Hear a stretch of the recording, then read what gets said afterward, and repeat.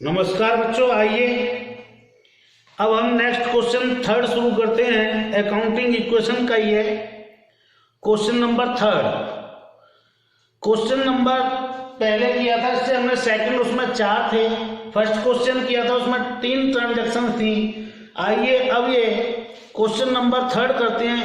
इसमें हमारे 5 ट्रांजैक्शंस हैं, तो 5 ट्रांजैक्शंस है क्वेश्चन नंबर 3 में, लेकिन उन दोनों क्वेश्चनों से रिलेटेड भी कुछ ट्रांजैक्शंस इसमें मिलेंगी आपको।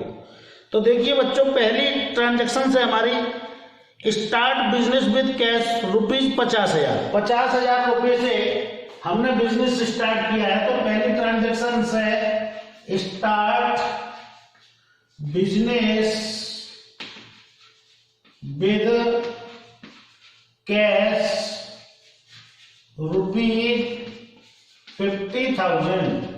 50,000 रुपये से हमने बिजनेस स्टार्ट किया। हमने नहीं, जो भी ओनर है उसने। हम ओनर अपने आप को ही मान लेते हैं यहाँ पर। तो देखो 50,000 रुपये हमारे पास कैश बढ़ गया, जैसे अन्य क्वेश्चन में किया था हमने। और 50,000 रुपये बच्चों हमारे पास क्या चीज बढ़ गई? कैपिटल बढ़ गई। ठीक है बच्चों, आई होप दैट क्लियर। 50,000 रुपये से माल परचेज किया है, 50,000 रुपये का कैश आ गया हमारे पास। बैंक में भी हमारे पास कुछ है नहीं है, स्टॉक हमारे पास कुछ है नहीं है। इधर लायबिलिटी में हमारे पास क्रेडिटर्स भी नहीं है, क्योंकि क्वेश्चन की स्टार्टिंग है, अभी बिजनेस की स्टार्टिंग है बच्चों। सैलरी पेड दूसरे नंबर पे आता है आपका सैलरी पेड। देखो हमने पिछले क्वेश्चन में रेंट पेड किया था, यहां पर उसने सैलरी पेड करवा दिया। कोई बात नहीं, कोई बात नहीं, जैसे रेंट पेड होता है वैसे ही सैलरी पेड होगी बच्चों। सैलरी कितनी दी है? 2,000 रुपीज। तो ₹2,000 सैलरी दी है। जैसे रेंट दिया था तो कैश गया था, कैश कम कर दिया, उधर ओनर की कैपिटल कम कर दी। ऐसी सैलरी दी है बच्चों, तो सैलरी को कम कर देंगे कैश में से, और इधर से हम जो है कैपिटल को कम कर देंगे 2,000 रुपीज से। तो दोनों चीज कम हो जाएंगी और हमारी अकाउंटिंग इक्वेशन भी मिल जाएगी बच्चों। तो बड़े आसानी के साथ हम इन अकाउंटिंग इक्वेशंस के क्वेश्चंस को सॉल्व कर सकते हैं। स्टॉक हमारे पास कुछ है नहीं है, बैंक हमारे पास कुछ है नहीं है। देखते हैं new accounting equation after second transactions क्या होती है। न्यू अकाउंटिंग इक्वेशन क्या होती है देखते हैं। 48,000 का कैश बच गया, बैंक हमारे पास कुछ है नहीं, स्टॉक हमारे पास अभी कुछ है नहीं, कैपिटल हमारे बिजनेस में 48,000 की रह गई, प्लस क्रेडिटर्स हमारे पास कुछ है नहीं बच्चों। तो आई होप दैट ये सेकंड ट्रांजैक्शंस भी क्लियर हो गई होगी बच्चों आपको। अब थर्ड ट्रांजैक्शन देखते हैं क्या है। तो थर्ड ट्रांजैक्शन पे आते हैं बच्चों। थर्ड ट्रांजैक्शन है वेजेस आउटस्टैंडिंग। ओहो, wages outstanding, that means wages अभी दी नहीं है। तो यहां पर एक आउटस्टैंडिंग वेजेस का कॉलम और बना लेंगे बच्चों। इसी में मैं थोड़ा छोटा छोटा लिख दे रहा हूं। ये कैपिटल है ये आपकी 50,000, इधर कर लेता हूं, थोड़ी जगह कम है इसमें। 2,000 मैंने इसमें से लेस कर दिए। ये 40,000 में मैं इधर लिख रहा हूं। इधर ये क्रेडिटर्स आ जाएंगे बच्चों, क्रेडिटर्स प्लस क्रेडिटर्स। क्रेडिटर्स हमारे पास कुछ है ही नहीं है, लेकिन यहां पे एक आउटस्टैंडिंग के खर्चे बढ़ जाएंगे। एक कॉलम आउटस्टैंडिंग का और बढ़ जाएगा, क्योंकि वेजेज अभी हमने पे की नहीं है। तो हम क्या करेंगे बच्चों, वेजेज पेड लिखेंगे यहां पर, वेजेज आउटस्टैंडिंग, आउटस्टैंडिंग स्टैंडिंग कितने रुपए है बच्चों? वेजेज आउटस्टैंडिंग के हैं आपके पास 200 रुपीज, केवल 200 रुपीज 200 है। देखो कैश हमारे पास से कुछ गया नहीं है क्योंकि हमने वेजेज पेड की नहीं है, अभी आउटस्टैंडिंग है। बैंक हमारे पास कुछ है नहीं है, स्टॉक हमारे पास कुछ है नहीं है, लेकिन ओनर ने क्या किया, अपनी कैपिटल को पहले उतने से कम करके और एक अलग कैपिटल क्रिएट कर दी, अलग लायबिलिटी क्रिएट कर दी कि हमें इतना पैसा देना है, तो इसमें से घटा करके उसने वहां पर रख लिया। तो 200 रुपए जो बेसिस पेड की है वो 200 रुपए उसने घटा लिए और यहाँ पर एक अलग, देखो क्रेडिटर्स कुछ है नहीं है, अलग से उसने क्या किया बच्चों, एक आउटस्टैंडिंग लायबिलिटी क्रिएट कर ली 200 रुपए, यानी यहां से हटा करके उसने यहां रख दिए। बात वही है, यहाँ पे भी लिखे रहते तो भी कोई दिक्कत नहीं थी, लेकिन उसने क्या किया, यहां से हटा करके यहां आउटस्टैंडिंग का नया कॉलम बना दिया। तो बच्चों ये उसने वहां रख लिए, तो इसको यहां पर देखा हमने, अब न्यू अकाउंटिंग इक्वेशन हमारी क्या बनती है। तो देखिए बच्चों, न्यू अकाउंटिंग, देखो इसमें कुछ नई बात आई है, एंट्री आई नई अकाउंटिंग इक्वेशन। कौन सी नई आई बच्चों? ये आउटस्टैंडिंग वाली। तो देखो हमने 48,000 यहाँ पर दिखाया कैश, बैंक हमारे पास है नहीं, स्टॉक हमारे पास है नहीं, कैपिटल है बच्चों हमारे पास 47,800 प्लस क्रेडिटर्स हमारे पास कुछ है नहीं, 200 रुपीज के हमारे पास क्या है बच्चों, यहाँ पर आउटस्टैंडिंग वेजेस के नाम से, आउटस्टैंडिंग लायबिलिटी के नाम से हमारे पास एक लायबिलिटी बढ़ गई। एक बात और सुनिए बच्चों, एक बात और है, कुछ जो राइटर्स हैं वो इस क्वेश्चन को ऐसे ना सॉल्व करके एक बार इसको इसमें से लेस करते हैं और दूसरी बार इसको इसमें से जोड़ते हैं, ऐसा भी कर सकते हैं बच्चों। 200 रुपीज पहले 48 में से लेस करिए, फिर 200 ऐड करिए। इसका मतलब ये है वेजेस हमने ड्यू भी कर दी और पेड भी कर दी, और हमारे पास उतने की उतनी रह गई, यानी ना हमारे पास से पैसा गया ना हमारे पास पैसा आया। एक बार घटा लिया, एक बार जोड़ लिया, आंसर तो इतना ही आएगा बच्चों 48,000। तो ये 48,000 ही रहेगा, चाहे इस तरीके से कर दो चाहे वैसे कर दो जैसे अन्य राइटर्स करते हैं। वैसे ये तरीका ज्यादा सही है, इसमें हमारे पास दिख रहा है कि हमें देना है, दिखाई देगा तो हम देंगे, जो दिखता है सो दिखता है, वो वाला हिसाब में दिखेगा तो पेमेंट करेंगे, नहीं दिखेगा तो कहां से करेंगे। इसका मतलब यहाँ पे क्या होता है, पेमेंट कर भी दिया और नहीं भी किया, दोनों बात होगी इसमें। तो ऐसे ना करके क्वेश्चन को इस टाइप से किया गया बच्चों। फोर्थ ट्रांजैक्शन देखते हैं बच्चों क्या है हमारे पास। फोर्थ ट्रांजैक्शन है बच्चों interest due but not paid, वही वाला हिसाब हो गया। इंटरेस्ट ड्यू तो हो गई बच्चों लेकिन पेड नहीं हुई, वही एक बार इसमें से इंटरेस्ट घटा दो क्योंकि पेड तो हमें करनी है, बाद में आउटस्टैंडिंग में उसको ऐड कर दीजिए। ये भी वही एंट्री है बेसिस पेड की तरह, इंटरेस्ट ड्यू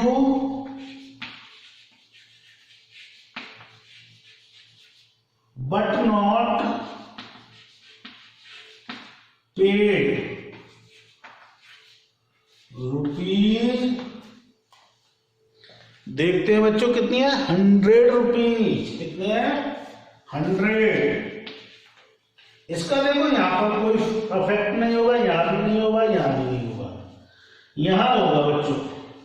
100 रुपए की ब्याज हमें देनी थी, दे दो, घटा दो, प्लस क्रेडिटर्स हमारे पास कुछ है नहीं है, ये आउटस्टैंडिंग हो गई, अभी हमने पे नहीं किया है तो इसको बाद में पे करेंगे, इसलिए हमने यहां उठाकर रख लिया वहां से। ठीक है, अब देखिए हमने न्यू अकाउंटिंग इक्वेशन हमारी क्या बनती है आफ्टर फोर्थ ट्रांजैक्शन। तो न्यू अकाउंटिंग इक्वेशन 48,000 तो आपके पास ये रहेगी बच्चों, प्लस ये कुछ बढ़ी नहीं, ये कुछ घटी नहीं, और ये आपके पास रहेगी बच्चों 47,700 प्लस क्रेडिटर्स है नहीं आपके पास, और ये 300 रुपीज की आपकी आउटस्टैंडिंग लायबिलिटी बन गई बच्चों। चाहो तो एक कॉलम और बना सकते हो, आउटस्टैंडिंग इंटरेस्ट, इसे आउटस्टैंडिंग वेजेस लिखिए, उसे आउटस्टैंडिंग इंटरेस्ट लिखिए, नहीं तो इसी में आउटस्टैंडिंग लिखकर उसी में ऐड कर दीजिए। आउटस्टैंडिंग लायबिलिटी नाम से ही जानेंगे इसको। तो ये हमारे पास अकाउंटिंग इक्वेशन आफ्टर 4 ट्रांजैक्शंस हो गई बच्चों। अब देखते हैं हम 5th अकाउंटिंग ट्रांजैक्शंस, 5वीं अकाउंटिंग ट्रांजैक्शंस हमारी क्या है। 5th देखते हैं बच्चों क्या है। 5th अकाउंटिंग ट्रांजैक्शंस है हमारी बच्चों रेंट पेड इन एडवांस। ओहो, ये और नई बात दे दी बच्चों, रेंट पेड इन एडवांस।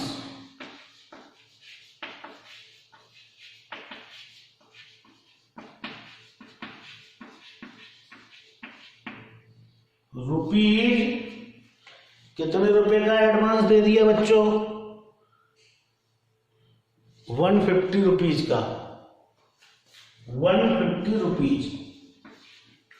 देखो पेड हमें बाद में करना था और यहां हमने पहले ही पेड कर दिया। यहां क्या था, ब्याज हमें देनी अभी थी लेकिन देंगे बाद में, ये सिस्टम था। यहां पर क्या है, ब्याज पे कर दी लेकिन अभी तो वो पे कर दी, देनी बाद में थी। तो पहले हम क्या करेंगे, यहां से 150 रुपए घटा देंगे क्योंकि हमारे पास से तो 150 रुपए गए। ठीक है बच्चों। दूसरी बात क्या करेंगे, हमें तो बाद में देने थे ये पैसे, तो एक नया कॉलम बना देंगे रेंट पेड इन एडवांस। अब बैंक यहाँ पे है नहीं है बच्चों, तो मैं यहाँ बैंक को हटा दे रहा हूं, इसकी जगह लिख देता हूं रेंट पेड इन एडवांस। इसके नाम से एक कॉलम बना देता हूं रेंट पेड इन एडवांस। तो मैंने ये पैसा यहां पे रख दिया, यानी ये मेरे पास से चला भी गया और अभी गया भी नहीं है। तो रेंट पेड इन एडवांस हो गया, यहाँ कुछ है नहीं है, इस पे इसका कोई इफेक्ट पड़ेगा नहीं, इस पे पड़ेगा नहीं, इस पे पड़ेगा नहीं। और ये नई अकाउंटिंग इक्वेशन देख लीजिए आपकी क्या होगी। देखो new accounting equation,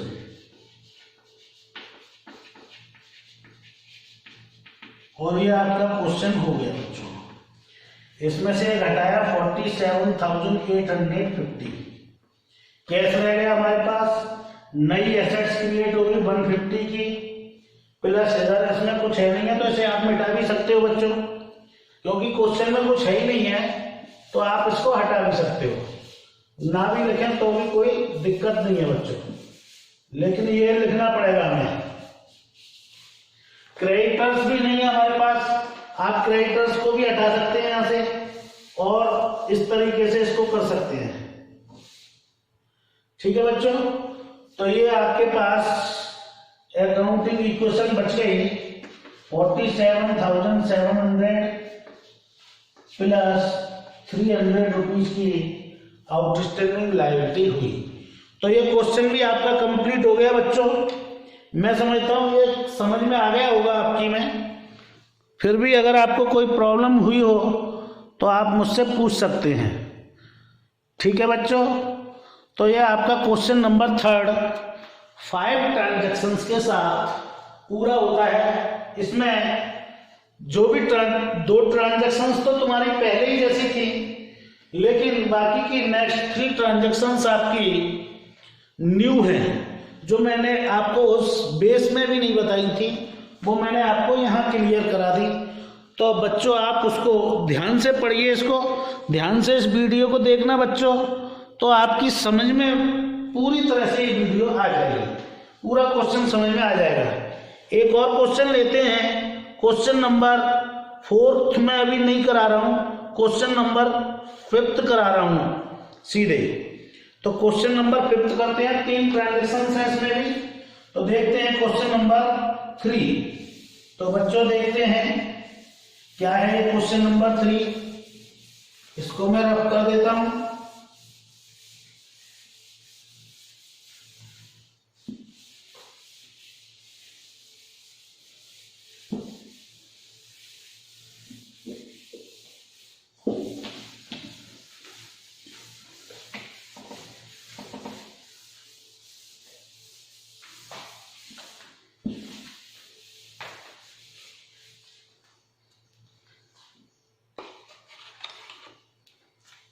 question number 5 कराता हूं, उसके बाद में क्वेश्चन नंबर 4 कराऊंगा।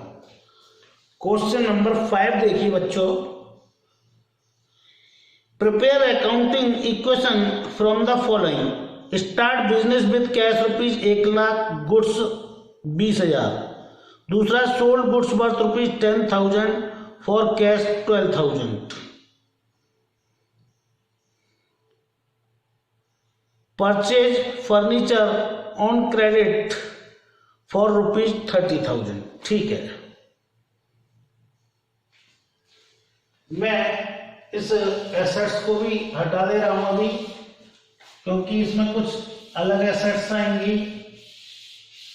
तो देखो, कैश और कैपिटल तो हमारी वैसी ही रहनी है, तो कैश तो रहेगा ही हमारे पास, क्योंकि बिना कैश से तो बिजनेस चल ही नहीं सकता। दूसरा हमारे पास रहेगा क्रेडिटर्स, तो क्रेडिटर्स के बिना भी नहीं, कैपिटल के बिना भी बिजनेस नहीं चल सकता, तो ये हमारी कैपिटल होगी बच्चों। तो देखते हैं क्वेश्चन नंबर 5।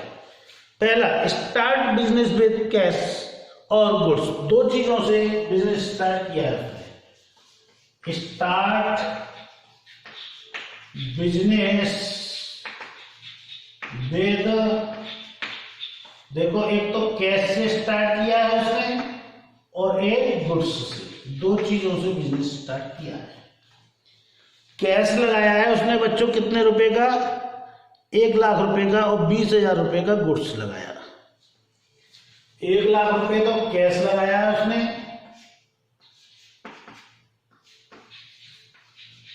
और 20,000 रुपए उसने लगाए हैं बच्चों गुड्स। तो कैश में तो लिख दीजिए 1,00,000 रुपए, प्लस गुड्स को कहते हैं हम स्टॉक, स्टॉक में लिख दीजिए 20,000 रुपए, और टोटल कैपिटल लिख दीजिए आप दोनों की 1,20,000 रुपए। देखिए दोनों साइड इक्वल हो गई आपकी,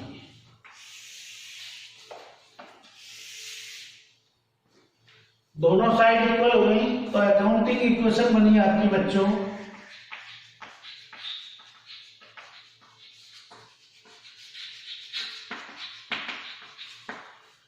1,00,000 रुपीज का आपके पास कैश हो गया, 20,000 का आपके पास क्या हो गया बच्चों, स्टॉक, और 1,20,000 का आपके पास क्या हो गया, कैपिटल हो गई। दोनों साइड आपकी इक्वल हो गई बच्चों। ठीक है, तो आप देखिए नेक्स्ट देखते हैं, दूसरी एंट्री क्या है।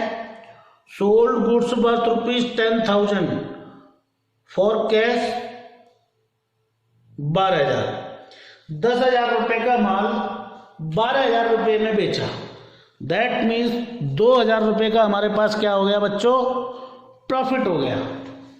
तो वो गुड्स सोल्ड, दूसरी एंट्री है, दूसरी ट्रांजेक्शन है, goods sold rupees 10,000 for cash rupees 12,000। पहली बात तो 10,000 रुपए का माल बेचा, तो 10,000 रुपए का स्टॉक कम हो गया हमारे पास से बच्चों। दूसरी बात 12,000 रुपए में बेचा, 12,000 रुपए से कैश बढ़ गया बच्चों। 2,000 रुपए का जो डिफरेंस है वो फायदा हो गया, 2,000 रुपए हमारे कैपिटल में बढ़ गए बच्चों। तो इस तरीके से ये अकाउंटिंग ट्रांजेक्शंस भी आपकी पूरी हो गई। और देखते हैं न्यू अकाउंटिंग इक्वेशन हमारी क्या बनती है। तो न्यू अकाउंटिंग इक्वेशन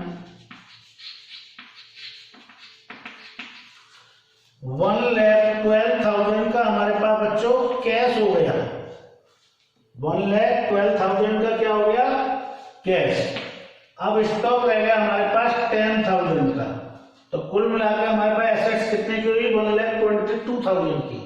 इधर हमारे पास कैपिटल भी 1,22,000 की है बच्चों, दोनों साइड इक्वल है। दैट मीन्स हमारा क्वेश्चन तो ठीक है। तीसरी ट्रांजेक्शन देखते हैं बच्चों क्या है। ये दो ट्रांजेक्शंस आपको क्लियर हो गई होंगी बच्चों, इसमें तो कोई प्रॉब्लम आपको होनी नहीं चाहिए बच्चों, ठीक है। अब हम थर्ड ट्रांजैक्शन देखते हैं बच्चों क्या है। थर्ड ट्रांजैक्शन वो हमसे कह रहा है बच्चों, purchase furniture on credit for ₹30,000। 30,000 रुपये का फर्नीचर उधार खरीदा है। Purchase furniture on credit ₹30,000। 30,000 रुपये का फर्नीचर क्रेडिट परचेज किया है। तो अकाउंटिंग, न्यू अकाउंटिंग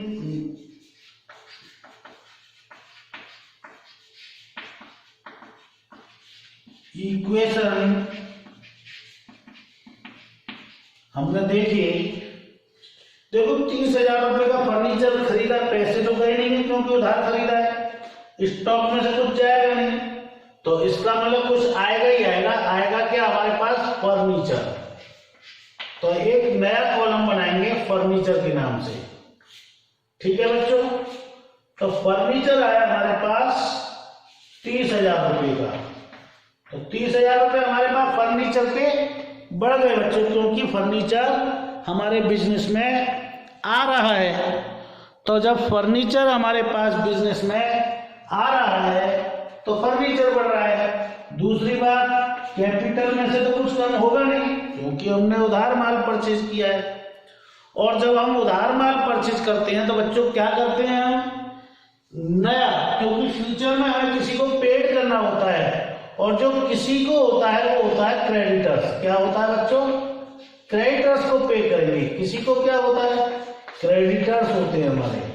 तो क्रेडिटर्स को हम कितना रुपया पे करेंगे बच्चों? फ्यूचर में करेंगे, अभी नहीं। 30,000। तो अभी हम बना के रख लेते हैं उसका हिसाब किताब कि इतना होगा उसको जो हम क्रेडिटर्स को पेमेंट करेंगे। तो हमने क्रेडिटर्स को पेमेंट कर दिया बच्चों। कितना कर दिया? 30,000। अब हमने देखी कि हमारी न्यू अकाउंटिंग ट्रांजैक्शंस क्या होगी, न्यू अकाउंटिंग इक्वेशन क्या होगी बच्चों। देखा हमने 1,12,000 रुपये का अभी हमारे पास क्या है बच्चों? कैश है, प्लस 10,000 की हमारे पास कौन सी एसेट्स है? स्टॉक्स है। 30,000 का हमारे पास क्या है बच्चों? फर्नीचर है। टोटल एसेट्स हमारे पास कितने की होगी? 1,22,000 और 30,000 1,52,000। देखते हैं लायबिलिटी हमारे पास इतनी है कि नहीं है। 1,22,000 रुपये की तो हमारे पास सीधे सीधे कैपिटल है, प्लस 30,000 रुपये हमें फ्यूचर में क्रेडिटर्स को देने हैं। दोनों का टोटल ऐड किया 1,52,000। Both side are equal. That means this question has been finished. पूरा खत्म हो चुका है बच्चों, और आपकी समझ में आ भी गया होगा, मैं समझता हूँ। बड़े आराम से मैंने ये क्वेश्चन कराया है बच्चों आपको, ताकि जो आसानी से समझ में आ जाए बच्चों, ठीक है। तो क्लियर हो गया होगा आपको। अगर किसी को कोई प्रॉब्लम हो तो वो मुझे फोन करके पूछ सकते हैं बच्चों, ठीक है। तो आई होप दैट अगर ये समझ में नहीं आया है तो आप मुझसे फोन करेंगे, पूछेंगे, उसके बाद में मैं आपको इस क्वेश्चन में को दोबारा सॉल्व करवा दूंगा। तो थैंक यू वेरी मच बच्चों।